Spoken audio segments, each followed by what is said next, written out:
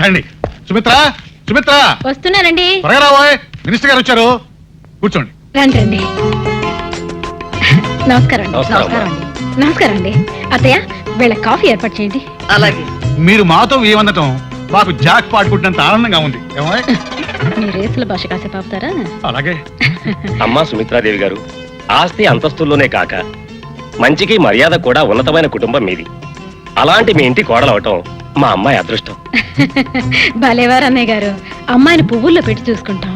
చాలా సంతోషం వదిన గారు. చూడమ్మా, అనుకున్న మాట ప్రకారం మీకు ఇస్తారన్న క్యాష్ ముహూర్తానికి ముందు రోజే సతీ సమేతంగా మీకు అందజేస్తున్నాం. ఇప్పుడు తీసుకోండి. ఇవన్నీ ఎందుకండి? ట్యాక్స్ తీసుకోమ్మా. అయ్యో, మీరెందుకు నిలబడ్డారు? కూర్చోండి కూర్చోండి. కూర్చోండి. అత్తయ్య, కాఫీ ఇంకా రాలేదు. Excuse me.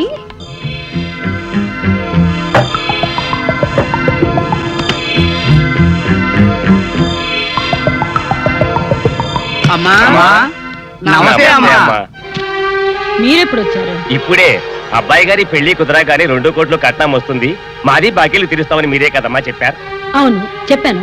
అంత మాత్రాన పీకల మీద వచ్చి కూర్చోవాలా? అవతల మినిస్టర్ గారు అందరూ వచ్చి కూర్చున్నారు. అందుకే కదమ్మా మేము ఇక్కడ నుంచున్నాం. తొందరగా మా బాకీ ఇవ్వండి అమ్మా, లేకపోతే డబ్బు అంతా ఖర్చు అయిపోతుంది. ఆహా, అలాగా? మీకు డబ్బేగా ముఖ్యం. తీసుకెళ్ళండి నాయనా, తీసుకెళ్ళండి. తీసుకెళ్ళి మొత్తం పంచుకోండి. తీసుకెళ్ళండి, మొత్తం తీసుకెళ్ళండి. తీసుకెళ్ళండి.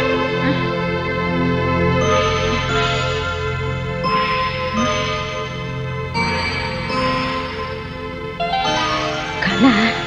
నో, ఈ కళ నిజం కావాలి. ముందు ఆ మార్వాడీల పీడ వదిలిపోవాలి. హలో, ఉన్నారండి అయ్యగారు? మీకు పోనండి. హలో, ఎవరు? ఏం గోపాలరావు, ఎక్కడి నుంచి? క్లబ్ నుంచేనా? ఏమిటి ఇవాళ బెంగళూరు రేస్ ఉందా? అదేంటి, క్రికెట్ మ్యాచ్ పోలని కలిసి అని చెప్పారుగా. సర్లే, ఇప్పుడు ఏం చేద్దాం? అరే, ఫ్లైట్ కూడా టైం లేనట్టుందే. చేసే ఏదో పనులకి విమానాలు కూడా. ఏంటి, డీలే అని చెప్పాడా? మరి ఇంకే, నేను డైరెక్ట్ గా ఎయిర్పోర్ట్కి వస్తాను. అన్ని విషయాలు అక్కడే మాట్లాడుకుందాం. డబ్బు తగలేయడానికి బెంగళూరు దాకా ఎందుకు? కట్టకట్టి ఏ బంతరకాలలో వేసినా సరిపోతుంది.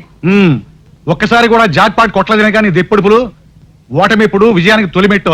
రోజు తొలిమెట్టి దగ్గర ఆగిపోతుంటే ఆఖరి మెట్టు ఎక్కేది ఎప్పుడు? నీతో వాదిస్తూ కూర్చుంటే ఆ ఫ్లైట్ కాస్త ఎగిరిపోతుంది. వెళ్ళొస్తాను. వస్తానే అమ్మా. చూడమ్మాయి, క్లబ్బులకి రేసులకు వెళ్లే మొగుడిని పెళ్ళాం అడగాల్సింది ఎప్పుడు గెలుస్తావని కాదమ్మా, ఎప్పుడు మానేస్తావని. ఆయన కాకపోతే నేను ఎవరో ఒకళ్ళం సంపాదిస్తున్నాం కదా అత్తయ్య.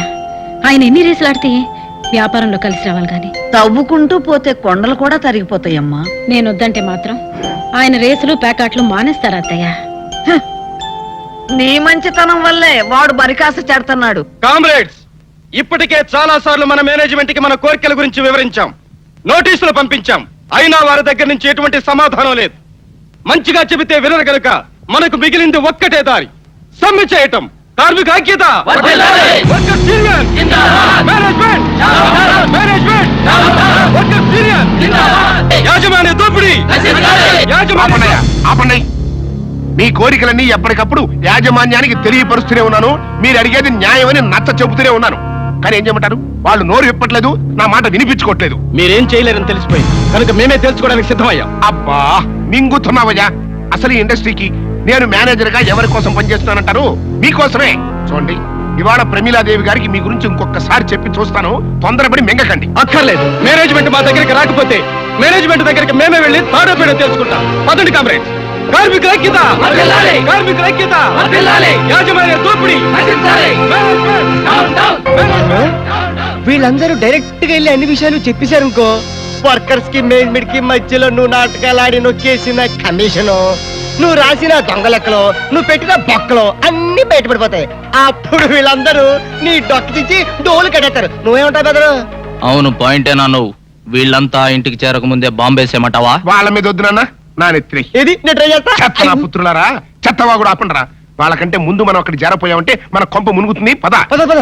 నువ్వెక్కడ రా. నిన్ను ఎంటర్ తీసుకెళ్ళడం కంటే ఈ బాంబు నెత్తిరేసుకోవడం బెటర్. నువ్వు పదను ఉన్నా. నువ్వు పదనా ఎలాండే? మీ ఇద్దరికి బాంబులే.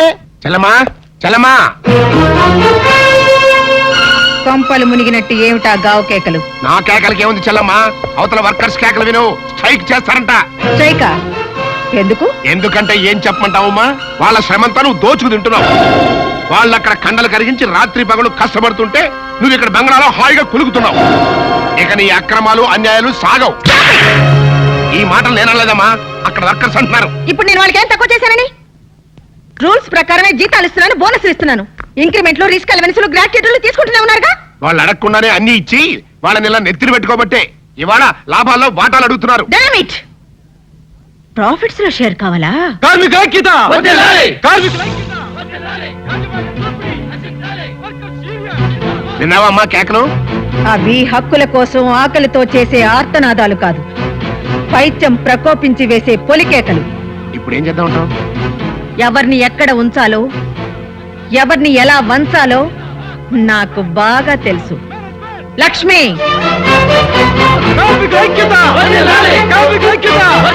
కార్మిక ఐక్యత! లాభాల వాటా! లాభాల వాటా! లాభాల వాటా! కార్మికుల ఐక్యత! కార్మికుల ఐక్యత! లాభాల వాటా! కార్మికుల ఐక్యత! కార్మికుల ఐక్యత! కామ్రేడ్, నా మాట వినండి కామ్రేడ్. కామ్రేడ్, నా మాట వినండి. ఇది యాజమాన్యం చేస్తున్న మోసం కామ్రేడ్. మీరు లొంగిపోవద్దు కామ్రేడ్. నా మాట వినండి కామ్రేడ్. చూసావా ఫణి, వాళ్ళ ఐక్యత ఎంత స్ట్రాంగ్ గా ఉందో. ఆహాహాహా, నీ తెలివి అమోఘం చల్లమ్మా. సంతోషించాం గాని వెళ్ళి మిగతా పనులు చూసుకో. Good morning mummy. Good morning dear. Mummy, నేను వాళ్ళ కాలేజీకి ఏ కార్లో వెళ్ళను? నీకే కారు కావాలో చెప్పమ్మా, నేనే వచ్చి డ్రాప్ చేస్తాను. బ్రేక్ఫాస్ట్ కానీ నాకు కానీ తినాలి, మరి బాగా తినాలి, బాగా ఎక్సర్సైజ్ చేయాలి. తిను.